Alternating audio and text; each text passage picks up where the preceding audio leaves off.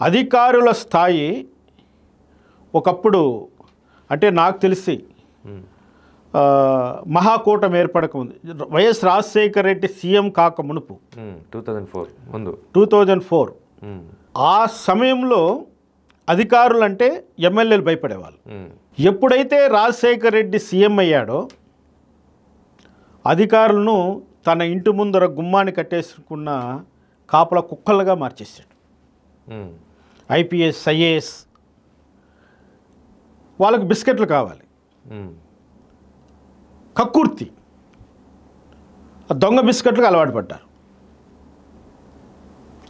విచ్చలవిడితనం అక్కడి నుంచి పెరుగుకుంటూ వచ్చింది. ఐఏఎస్ ఆఫీసరు తింటూ ఉంటే గ్రామ స్థాయిలో ఉన్న విఆర్ఓలు తినకుండా ఉంటారా? విఆర్ఓ తప్పు చేశాడని ఎంఆర్ఓకి కంప్లైంట్ ఇస్తే, ఎంఆర్ఓ తప్పు చేశాడని ఆర్డీఓ కంప్లైంట్ ఇస్తే, ఆర్డీఓ కంప్లైంట్ తప్పు చేశాడని కలెక్టర్ వరకు కంప్లైంట్ ఇస్తే కింద ఉన్న విఆర్ఓ నవ్వుతాడు, అవహేళన చేస్తాడు. ఇంకా మా నాటు భాషలో మాట్లాడంటే ఏం పిక్కుంటావు పిక్కొప్ప అంటాడు. ఎందుకంటే అందరికీ నేను కప్పం కట్టొచ్చాను. ఆ స్థాయిలో ఈరోజు ప్రజలకు సేవ చేయవలసినటువంటి అధికారులు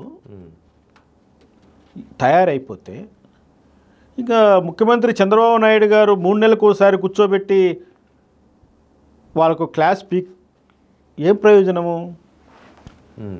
మార్పు ఏమైనా వస్తుందా? లేదు కదా.